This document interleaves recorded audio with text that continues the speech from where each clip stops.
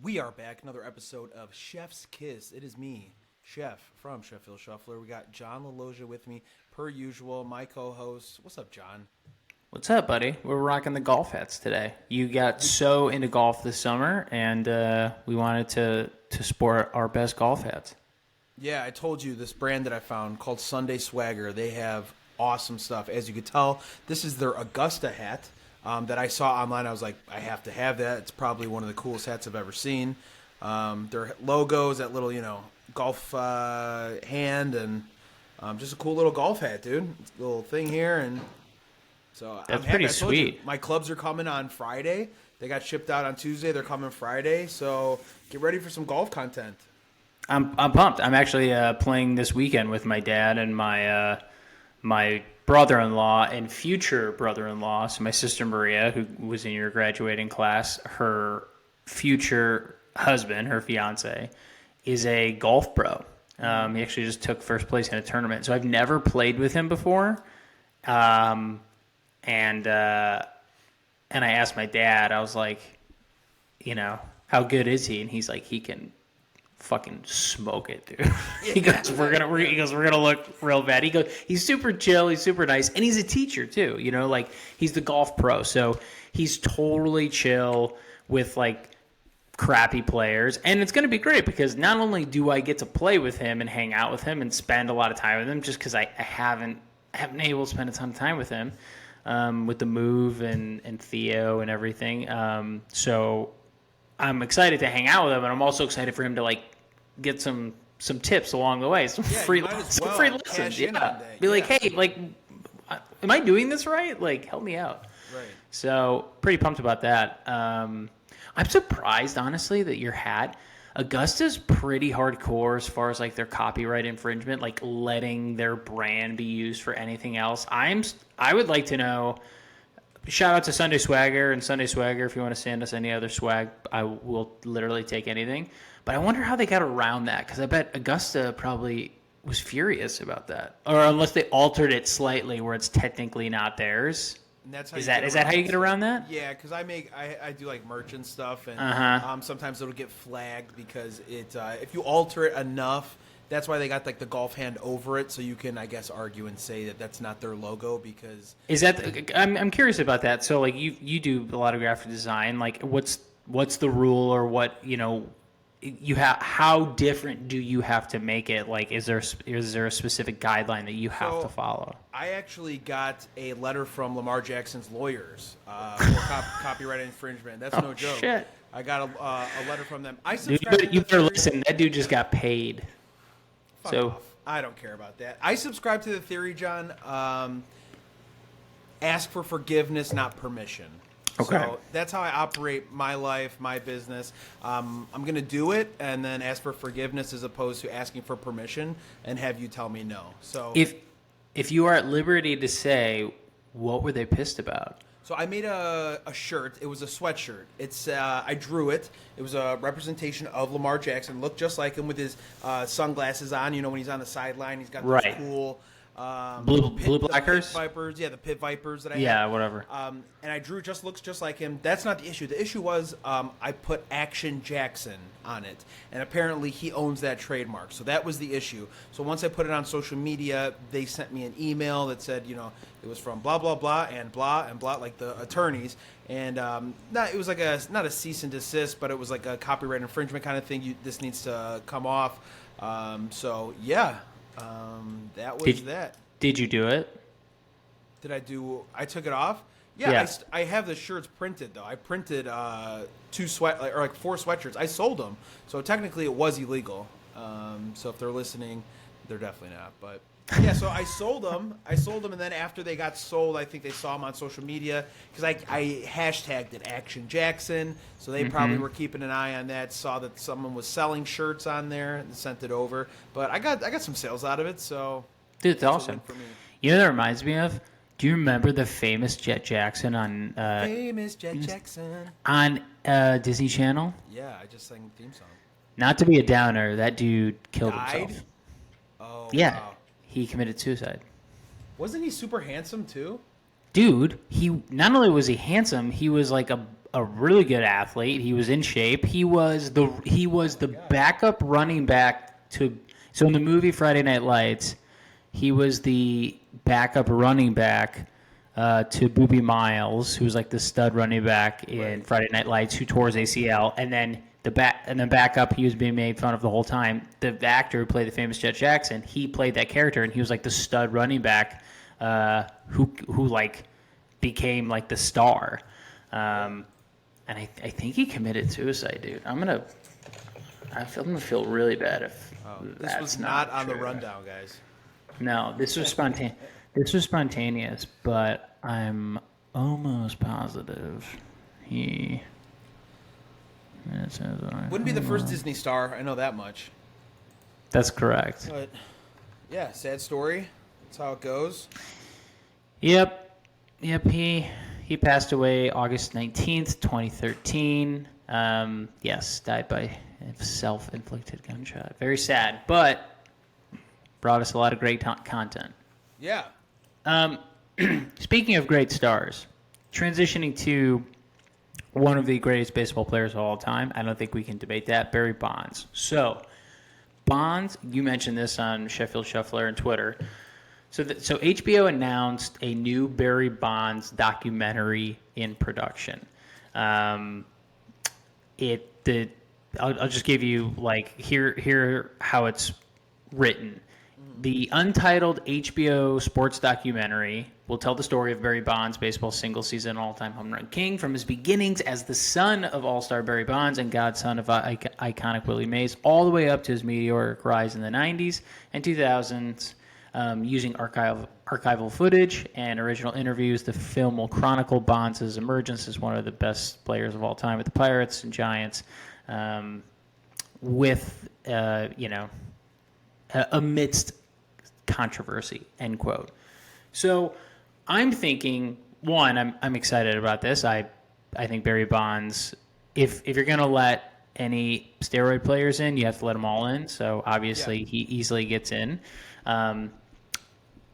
However, The Last Dance, so I don't know if we talked about this on the pod. So The Last Dance obviously is on Netflix. It was phenomenal. You get the behind-the-scenes footage of Michael Jordan in the 90s Bulls, which was amazing.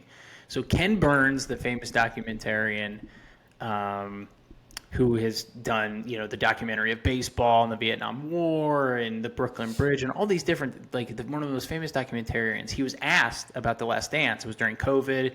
It was all the hype. It's all people were talking about. They're like, hey, Ken, The Last Dance, right?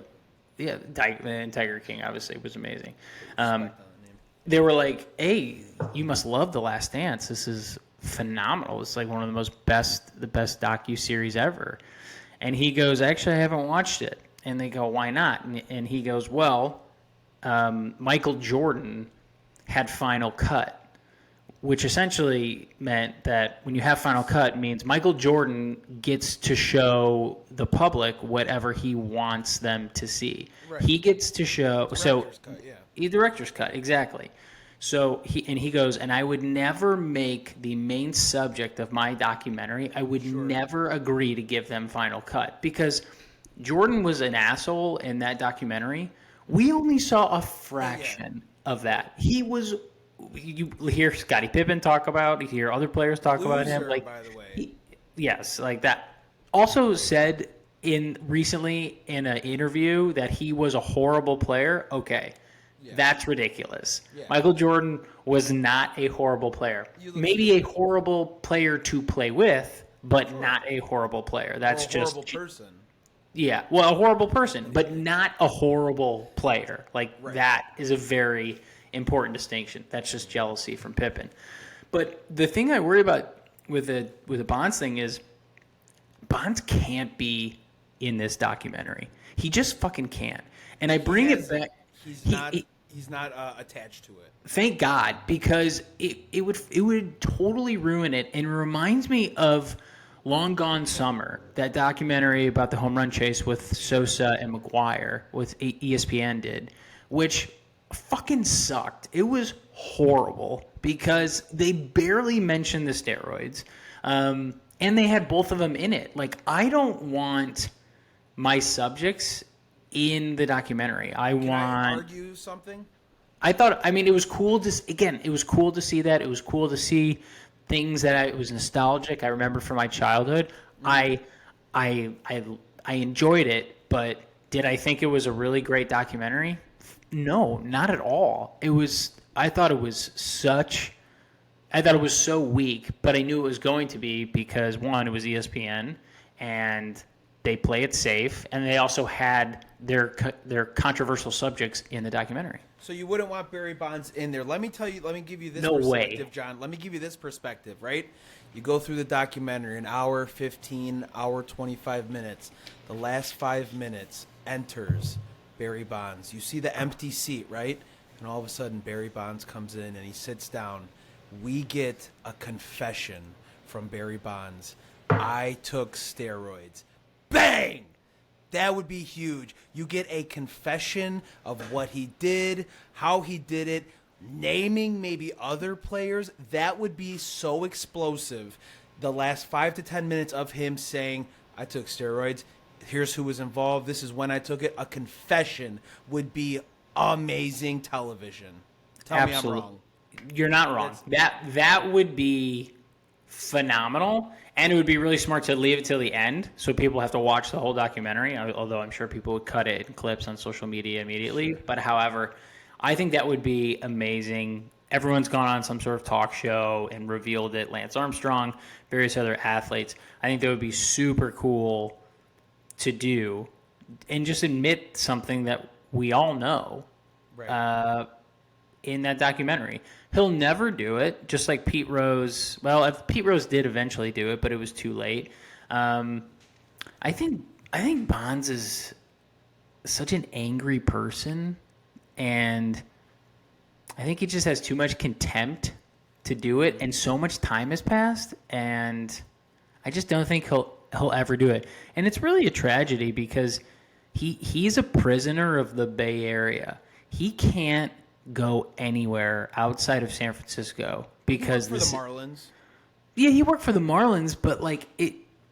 When you talk about Barry Bonds, the first thing you think about is steroids. You don't think about any of his other accomplishments. That comes later. The first thing you think about is that he cheated. Same with the 2017 Astros. When you think of Jose Altuve or Alex Bregman, the first thing you think about is cheating. Even Garrett Cole to some extent. I guess that's who you ask.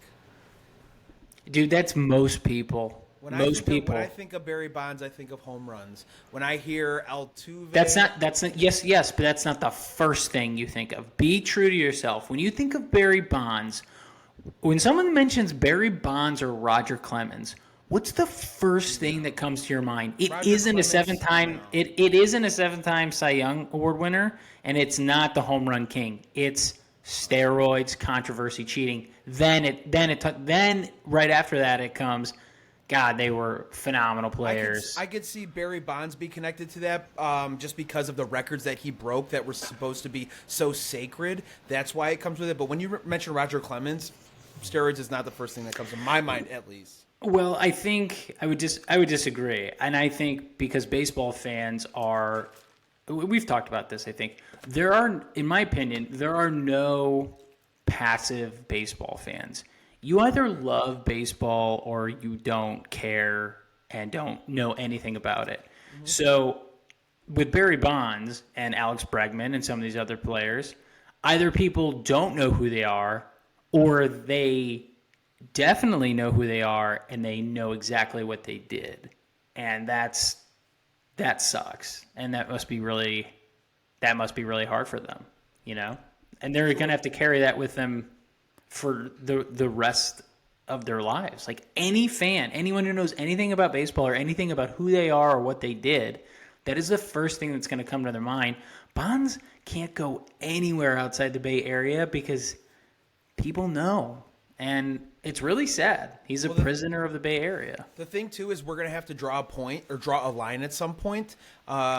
Is Jose Altuve, if he continues to have a stellar career, he has one of the most one of the most home runs in the postseason. Does he Right. go on? Does he go on to the Hall of Fame because it wasn't steroids, but it still was cheating? They acknowledged it as cheating. So we're gonna have to draw a line somewhere, right? I don't What think is I don't think cheating? there's I don't think these writers. I don't know. I don't know if he's gonna get in. These writers are gonna die off at some point, right? These old-headed baseball writers who get the votes are going to die off at some point, and people like us, of our age, of our understanding, are going to get in.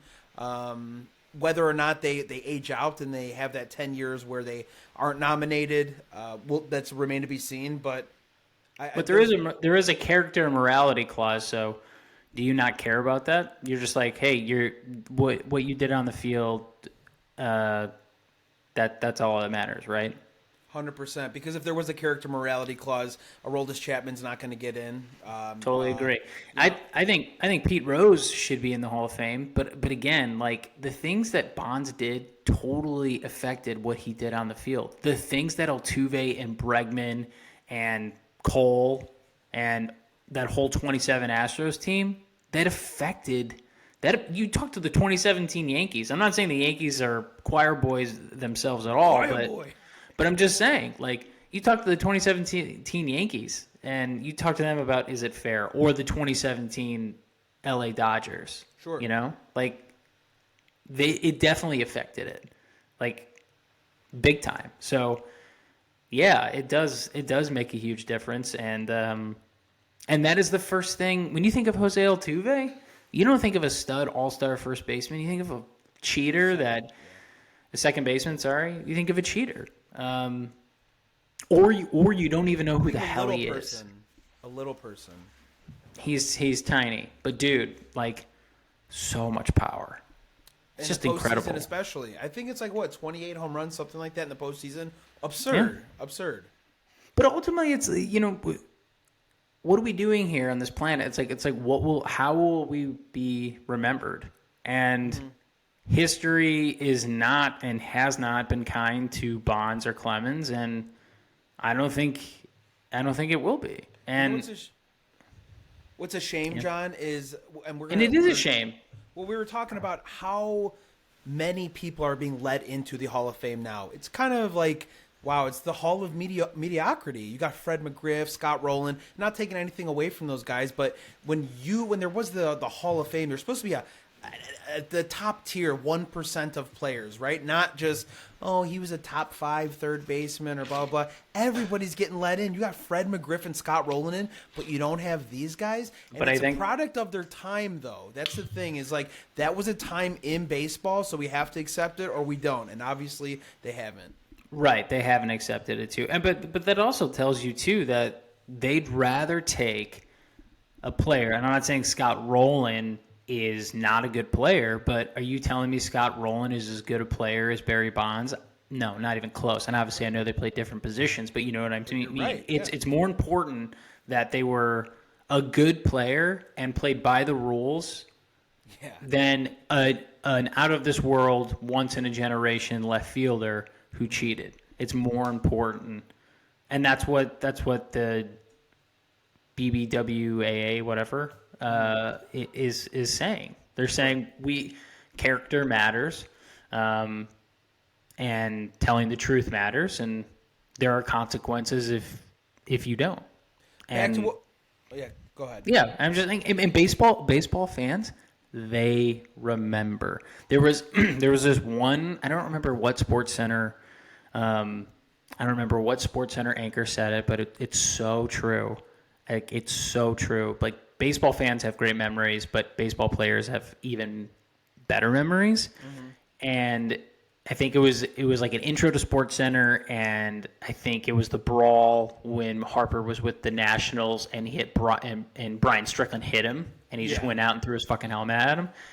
And the opening line, it might have been John Butchengross or somebody, maybe John Anderson, was like, baseball players have short tempers and long memories. And then this was from like a year ago when he had hit him too. Right, and baseball player, like, and I've heard podcasts with baseball players. They're like, oh yeah, like I remember like 4 years ago when I was in Double A or whatever, when I was in the Pirates organization, like, and I got my chance and I fucking drilled them. You know what I mean? Sure. Like they don't forget anything. You know, and I think people who love the game of baseball are the same. There are no passive baseball fans. You either don't care about it at all or you really care about it. And so you're either completely anonymous and no one knows who you are, or they know you and you're infamous. You're known for something terrible. What I'm excited about, John, is Barry Bonds came out and said, I am not linked to this project. I'm actually coming out with a better documentary, a bigger, better one. So keep an eye out for that. So okay, Barry that's his side of the story. Okay, oh, sure, exactly. I'm excited to see all of it. I don't care. I'll watch it, but he's a fucking liar, man. He's a liar. Why am I fucking watching that? You know what I mean? I watch tons of liars every day. I mean, listen, I'm a sucker for content. I will watch it. I watched that 7-part Jeter documentary, and maybe 20 minutes of it was interesting. We could tear it apart, John, and be like, look how he answered. It's such a lie. Look at his body posture. Things like we tear it apart. If that's what it turns out to be. But I'm all about it. I think it's such a great subject matter. And to hear it's like if O.J. Simpson made a documentary. Like, you wouldn't watch that, like knowing he's going to lie? I'm still watching that. Well, first of all, the one of the greatest documentaries ever made was O.J. Made in America. The People versus O.J. Yes, The People versus O.J., but that was a show on FX. I'm talking about the ESPN 30 for 30 documentary, O.J. Made in America. Yes. And it talks about the LAPD, police brutality, how O.J.'s stature in L.A., and it went through all of that. That won an Academy Award for Best Documentary, and guess what? He wasn't interviewed once, and that's why it was really good. You don't want the subject in it, and I think you don't. The unless it's but it depends on the subject. Like Willie Mays, that documentary on HBO about Willie Mays, that was cool. He was in it, and it was a cool thing. It talked about his time in the minor leagues and coming up and playing, almost 20 years with the Giants, and that was really cool. And it was cool to hear some stories of him, and that's awesome. But for a subject like Bonds, or someone controversial, or someone who was, considered, to commit perjury by lying to a grand jury, I don't fucking want him in a documentary. I want reporters, I want journalists, I want people who cover this day in and day out. I want reputable sources that can talk about this and talk about it in a real way. I love The Last Dance. I've rewatched it, but I watch it with a grain of salt, knowing I'm not seeing the whole picture with Michael Jordan. All right, John, we're going to move on. Agree to disagree on that. Regardless, we're going to watch it, and it's going to be phenomenal. 100% we're watching it. About anyway. John, you have a problem in your rec softball league. In regards to etiquette, you have a question. It was a call. Somebody called in asking about rec league softball etiquette. John, what's the issue? So I'm on a softball team. Everyone's awesome. We're having a great time. We're currently 500. I am not the best softball player, but I'm decent. I can play a little bit. And it's getting to a point where we kind of know people, we've played, I think, 8 games. So we kind of know people's strengths and weaknesses. Sure. And this is a rec league softball team. We are not a team that's been together forever. I just signed up as an individual. We all got mashed up on this team. Give us the competition level, though, John. How competitive is the league scale 1 to 10? 10 being gritty, everyone's screaming, yelling.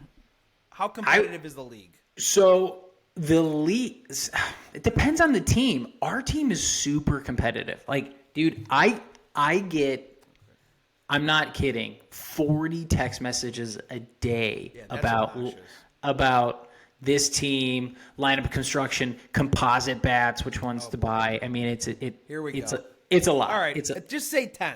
We get it's a lot. Just okay.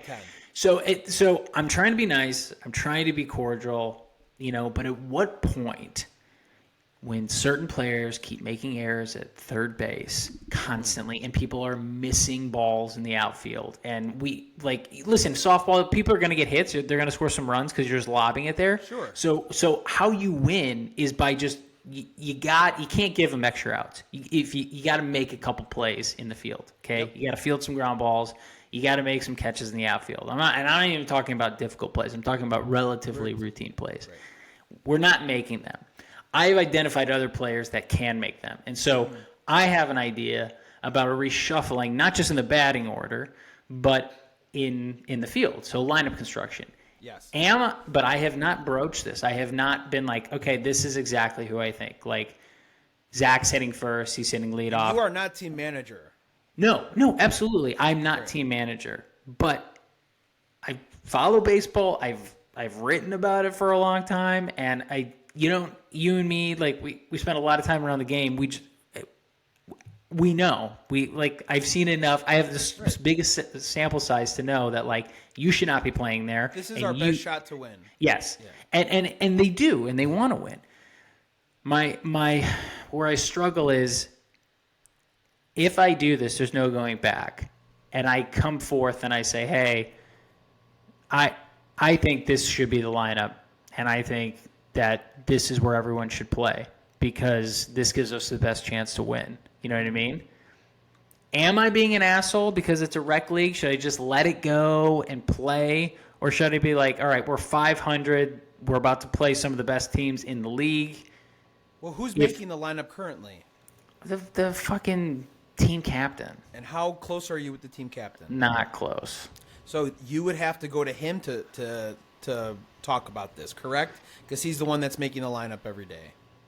It's essentially, but it's also lineup by committee. People are like, someone made it one time on like a laminated sheet, and that's just like what we go off of. Mm-hmm.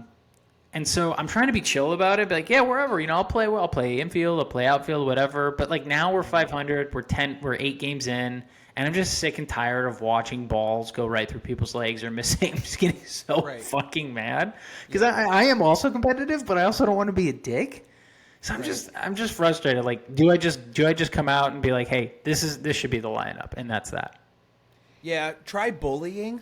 Bullying really helps. Yeah, the third baseman that keeps going through his legs, give a couple olays, maybe something that from right field to kind of get under his skin to be like, hey, I got to stay down. That kind of bullying really builds people up to become what they should be. I've found, throughout middle school and high school and stuff. So just be like, hey, you know what? Like, why don't you just sit on the bench? We're just better off just like not even on the field. Like, I'll play left field and I'll play third base. I'll just like run up. You say that, and then you wait a second, and then you go, I'm just kidding. I'm just kidding. And then you go run out to your position. Those snide remarks that are just like, damn, was he serious? Just like death by 1,000 cuts. Just like keep fucking, Yeah. Like, hey, Frankie, you got more errors than I have hits. That's insane. Like, dude, man. Like, dude, you throw the ball really high over the first baseman's head, like, a lot. Like, probably more than every third baseman in the league. You probably have more overthrows than every third baseman in the league. Yeah. And it happens like 4 times a game. Yeah, come up with some good jokes. Okay. And, throw them out there and, maybe shame them into them. Point I think that's what it is. Shame them, yeah. To where they give up their position and you don't even have to say anything. Right. They throw out does anybody else want to play third? And then you can be like, oh, Tommy, you play third. And in a fun recreational league that people just have an excuse to get out of their house once a week to play, to relive the glory days. John, we expect you to implement some of those strategies and then come back and tell us how that went. John, you sent me a list. Which active MLB players will be future Hall of Famers?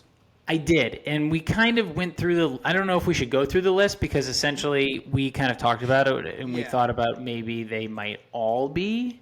So I don't think we do that. What I think is more interesting is that we go through the best non-Hall of Famer and see if they should get in. So, okay, Rafael Palmeiro, does he get in?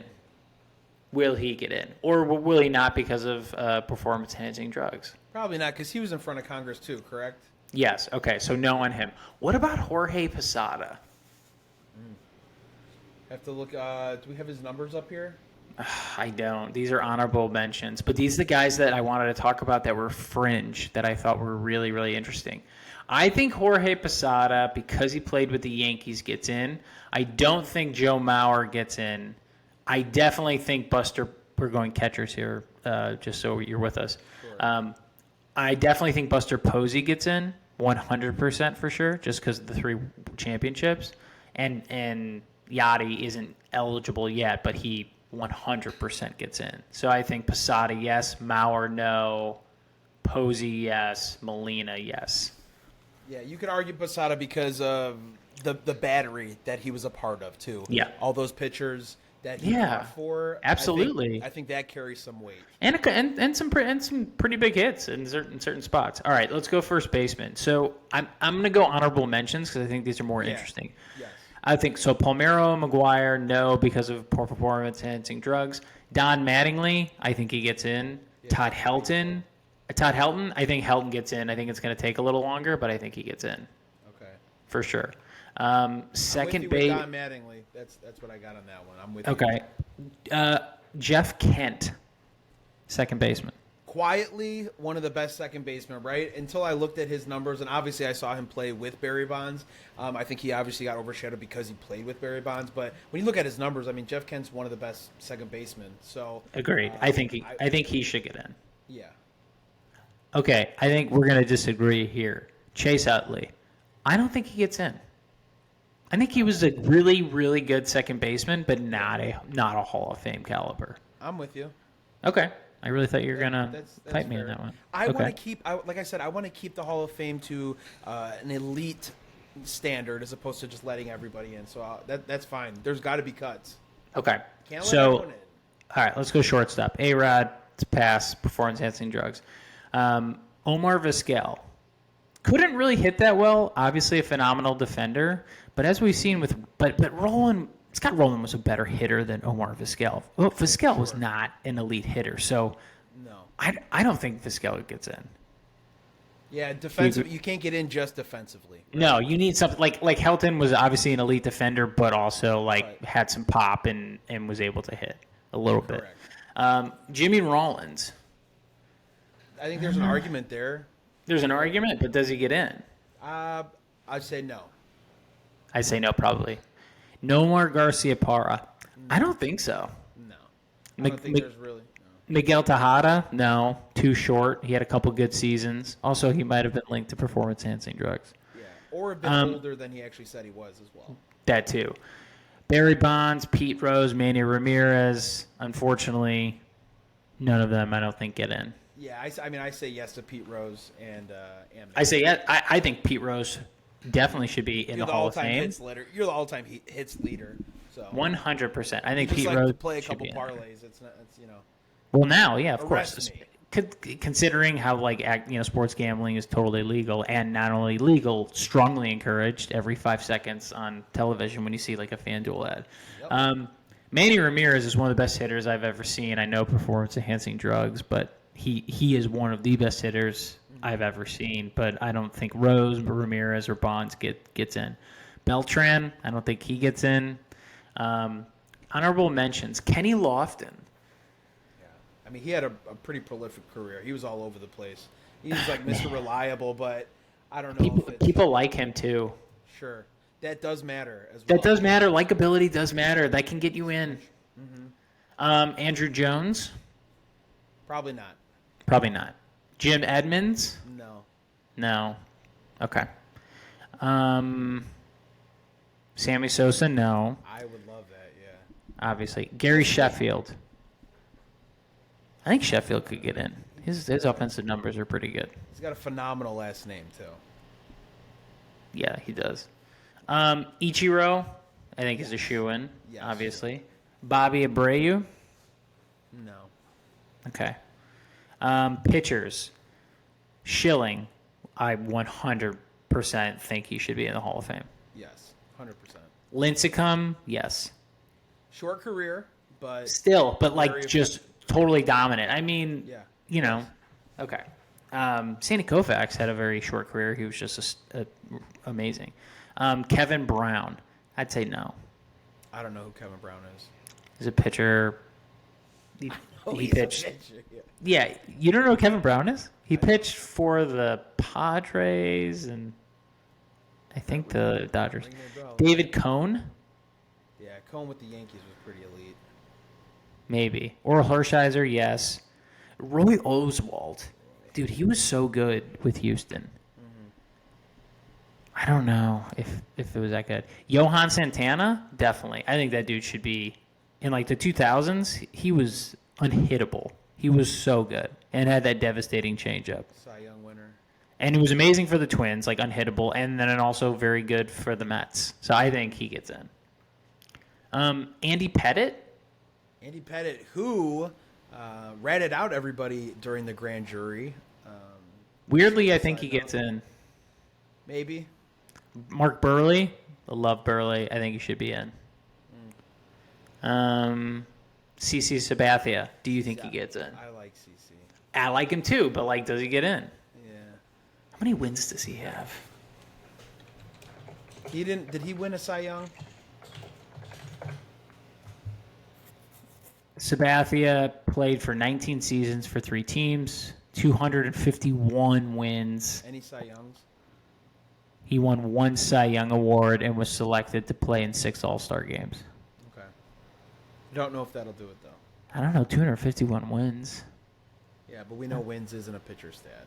I know, but people like him too, so that I think he might get in. He's got a good story. Read that book till the end, CC Sabathia. Let's go to relievers. Joe Nathan. I don't have these guys' numbers in front of me. Okay, Papelbon. Let's just talk. Like, what do you think? We don't need to like break down every statistic. Papelbon. Here's one I think. This is what I wanted to tell you. One that I think deserves, and he recently left the game pretty bad. His career kind of went down the shits. Got DFA'd by the Diamondbacks, but he's probably the best postseason pitcher I have ever watched. Obviously, I haven't watched, all these guys that played in black and white, but Madison Bumgarner, 8-3 with an ERA of 2.1, 87 strikeouts, 1 save in 16 appearances in the postseason in his career. I think he had 3 wins in 1 World Series, if I'm not mistaken, and that's maybe where I think that save came in there as well. So 3 wins, 1 save in 1 World Series is bananas. Madison Bumgarner, like you said, during that stretch of the 2010, 2012, 2014, when the Giants won, just absolutely insane. The hoss for his team. So I think, because the most important thing is postseason pitching, regardless. You could pitch in the regular season and be stellar. If you don't do anything in the postseason, I don't care. The fact he was insane, lights out during the postseason, I think he's got my vote. Yeah, I 100%. Would you? The guy agree? won. Absolutely, he won 3 World Series championships, right? Yeah. Mm-hmm. Yeah. Same thing with Posey. There's no way those guys are not getting in. Mm-hmm. I think that's why I think Andy Pettitte, just because he won so many playoff games with the Yankees in the 90s, sure. in the 2000s. He was a stud. Yeah. Do you think I'll get in the Naperville Rec Softball League Hall of Fame? I don't think so. I am. I have been connected to performance enhancing drugs. So If I wasn't elected in yet, I don't know if you're going to be it. I've won 2 championships there, so I'm still waiting for my That's call. true. You're kind of a legend. We play at Frontier Park, which is right behind our old high school, and I have to drive past a fucking plaque with your name on it every goddamn time I go to softball. It is big, and it has everyone's name on the state championship on it. Yeah, and their and number. It's starting to bother me. John, what were you, 3 years ahead of me? 2. 2? 2 years Yeah. ahead of me. Yeah. Yeah, you just missed it. The year before. I remember you coming over to our house for Maria's graduation party, and you guys had just beat. Who'd you guys beat in the championship? New Trier. New Trier. What was it, like 1-0? It was low score. It was. I think we scored 5. Oh, you had 5. But John, we had 1 hit, and we could have won it with 0 hits because they did a pickoff to third base, wild pitch, and we scored 2 off of it. Pete Back got 1 hit, and it scored. It was like a bases loaded, 3 runs or whatever, and but we could have won. That's destiny. When you could win a championship with no hits. I remember you coming to that party, and you guys had just won, and you were like, so happy. I think you were wearing your like Letterman baseball jacket, and it was just like so fucking hot.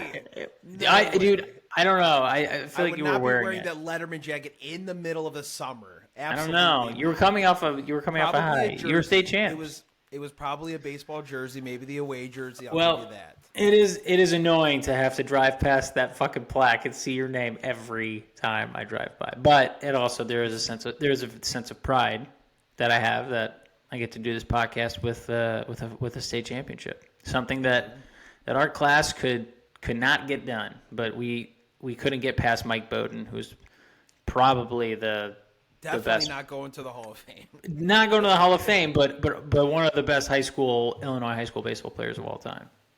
Yeah. And the number one pick, I think, for the Red Sox after they won the World Series in 2004, the 2005 pick, I think it was him. He was their first pick.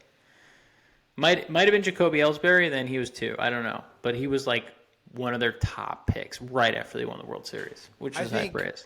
I think Ian Kroll, who played with us, I think he had a more prolific career than Mike Bowden, if I'm not mistaken.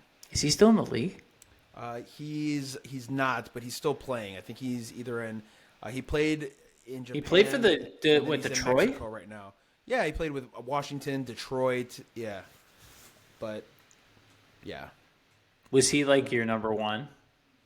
No, because he was a sophomore when I was a senior. But he came. He obviously played with us. I guess maybe he was our number one. He came in to close out the last game, the championship game. He closed out. Okay. But yeah. I mean, when you're a sophomore in high school and you're throwing 92 as a lefty, yeah, dude, you're good. Yeah, you're pretty good. Anywho, all right, John, that's the epi. Cool, man. This is great. All right, we'll be back next week. What's today? Wednesday. Yeah. Wednesday. All right, cool. We'll be back next week. Peace. Thank you.